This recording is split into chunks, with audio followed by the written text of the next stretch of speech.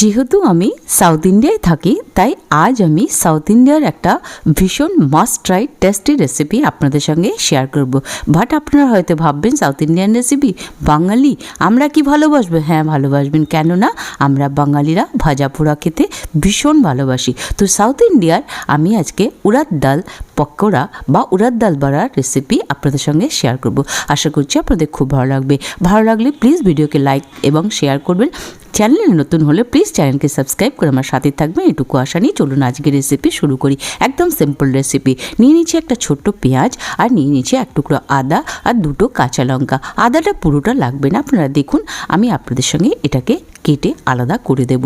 আদাটাকে কি করতে হবে, আমি খুব ভালো করে আগে ধুয়ে নিয়েছি সব সবজিগুলো, মানে পেঁয়াজ আদা লঙ্কা। এবারে ছিলে নিলাম। ছিলে নিয়ে কি করতে হবে, একদম যতটা পারবেন মোটামুটি, মানে একদম কুচি কুচি করার দরকার নেই, মুখে একটু পড়বে এরমভাবে কুচি কুচি করে নেব।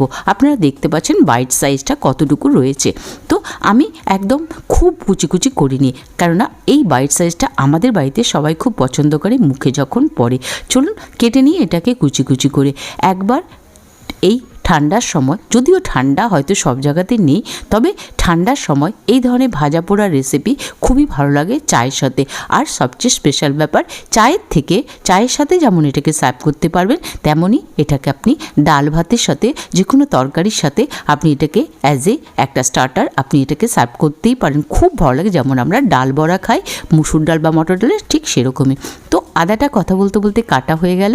এবার পেঁয়াজটাকেও কেটে নেব। দেখুন পেঁয়াজটাকে কি করে কাটছি, আপনারা এভাবে কাটবেন, তাহলে কি হবে, আমি জাস্ট আপনাদেরকে কাটার ছেলেটা দেখাই না, তবু আজকে দেখাচ্ছি এই কারণে কিভাবে কাটলে তাড়াতাড়ি হবে এবং এবার রেসিপিটা ভালো হবে সেভাবে। এরকম পাশ থেকে চাঁদ মতো করে অর্ধেক সার্কেল করে কেটে নেব, তারপর কুচি করে নেব। তবে খুব বারিক কুচি করব না, ওই যে বললাম মুখে পড়বে, দারুণ একটা টেস্ট দেয়।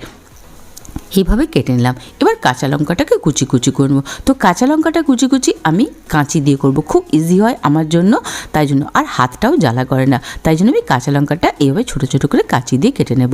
যদি আপনার কাছে কিচেন সিজার থাকে তো আপনারাও, যারা হাত জ্বালা করে বা স্টুডেন্ট আছেন তাদের এভাবে কেটে নিতে আমি একবার ইনসিস্ট করব। খুব ভালো কাটা হয় আর তাড়াতাড়িও কাটা হয়ে গেছে আমার কাটাগুলো। এবার লাস্ট কাঁচা লঙ্কাটা কেটে নিব।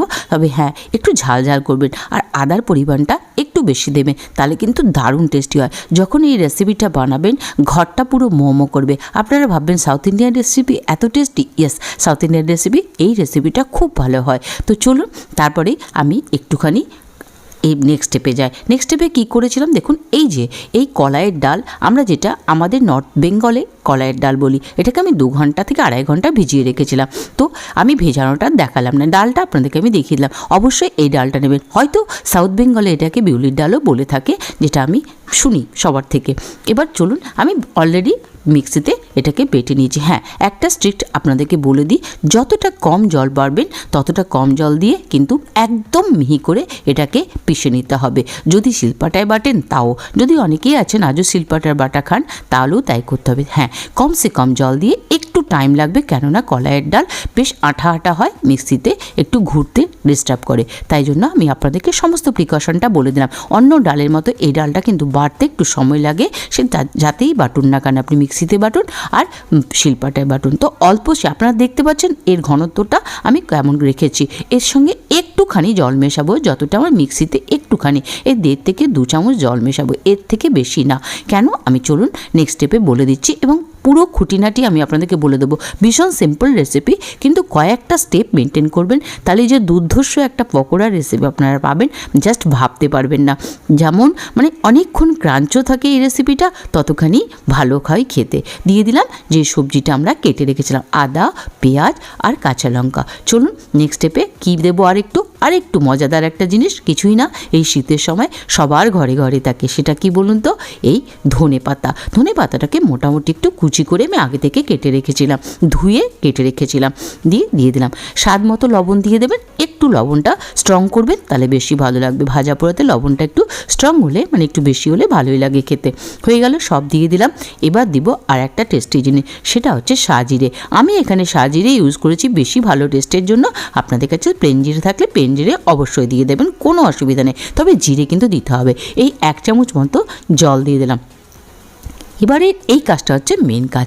এই কাজটা কিন্তু মিনিট 3-4 ধরে আপনাকে করতে হবে, যেটা হচ্ছে ফ্যাটানো। একই ডিরেকশানে আপনি যতটা পারবেন ফেটিয়ে নেবেন এবং হাত একটু ব্যথা করবে, কিন্তু ভালো খেতে গেলে তো এই কাজটা করতে হবে। এই কাজটা না করে কিন্তু আপনি বড়ার যে আসল যে রূপটা, টেস্টটা পাবেন না। তাই আমার কাছে যা সময় লেগেছিলো এই 3.5-4 মিনিট, আমি 3.5-4 মিনিট ধরে এটাকে ফেটিয়ে নিয়েছিলাম। আপনারা দেখতে পাচ্ছেন যে কতটা এয়ার ফর্ম করেছে, আর পুরো ডালের যে ব্যাটারটা পুরো হালকা হয়ে যাবে। নিজেরা যখন করবেন তখন বুঝতেই পারবেন। তো চলুন, যদি মিক্সার থাকে মিক্সার দিয়েও করে নিতে পারেন, আমি হাত দিয়ে করেছি। এবার দিয়ে দিলাম একটুখানি গরম তেল, পাশাপাশি এটাকে ফ্রাই করার জন্য তেল গরম বসিয়ে দিয়েছি। এই কাজটাও অবশ্যই করবেন। তারপরে আর একবার ফেটিয়ে নেব, যেমন কি বললাম একই ডিরেকশানে ফেটাতে হবে। চলুন, হয়ে গেছে। এবার যাব আসল কাজটা, সেটা হচ্ছে ভাজাভুজি কাজ। তো তেল কিন্তু এই রেসিপিটা একটু বেশি টানে, এটা আমি আপনাদেরকে বলে দিলাম। দারুণ হয়। সরি, আমি না ক্যামেরাটা অন করতে ভুলে গেছিলাম, তাই প্রথমে দাওয়াগুলো আপনাদেরকে দেখাতে পারলাম না।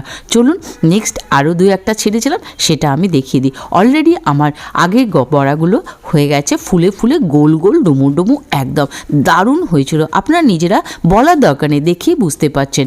আর একবার সরি চেয়ে নিচ্ছি, আমার ক্যামেরাটা আমি অন করতে ভুলে গেছিলাম, মানে বন্ধ হয়ে গেছিলো ক্যামেরাটা, খেয়াল করিনি, তাই প্রথমে বড়া দাওয়াগুলো আমি দেখাতে পারলাম না। কিছুই না, দেখতেই পাচ্ছেন আমি 2-3টে আরও দিয়ে দেখিয়ে দিলাম।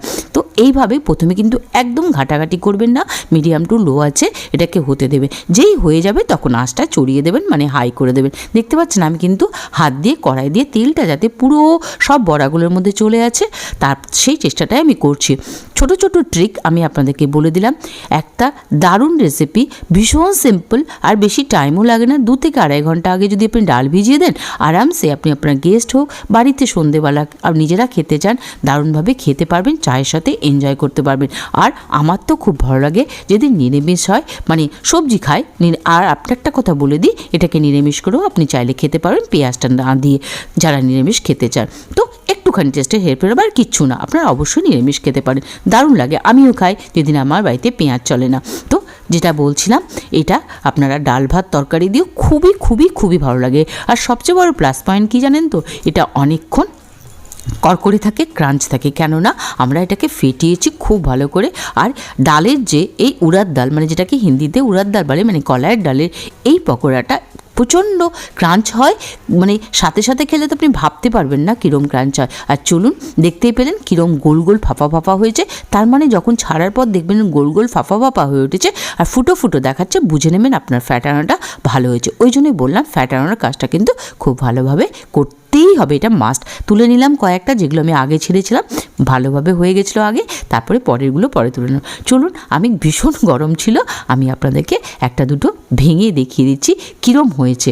চলুন আমি দেখিয়ে দিই কীরম স্পঞ্জি আর করকরে দুটোই হবে, ভেতর থেকে হবে স্পঞ্জি আর ওপর থেকে হবে করকরে। দেখুন কীরম হয়েছে, একদম মেদু বড়া। তবে হ্যাঁ, মেদু বড়ার সাথে এটাকে কম্পেয়ার করবেন না, একটু আলাদা হয় মেদু বড়ার চেহারা, সেটা আপনারাও জানেন। তো চলুন, হয়ে গেছে, আজকে সার্ভ করে দিলাম। এটা কীরম ক্রাঞ্চ হয়েছে সেটাও আমি চাকু দিয়ে দেখুন দেখিয়ে দিলাম। হ্যাঁ, আমি আওয়াজটা দিতে ভুলে গেছি, সেটাও একটা ভুল। আমি আর নেক্সট টাইম কোনোদিন করলে এই কাজটা দেখিয়ে দেবো। তো একবার ট্রাই করবেন, দেখা হবে নেক্সট ভিডিওতে এরকম সিম্পল টেস্টি রেসিপির সাথে। ততক্ষণের জন্য আপনারা সবাই খুব সুস্থ থাকবেন, ভালো থাকবেন, be safe and healthy. Bye bye.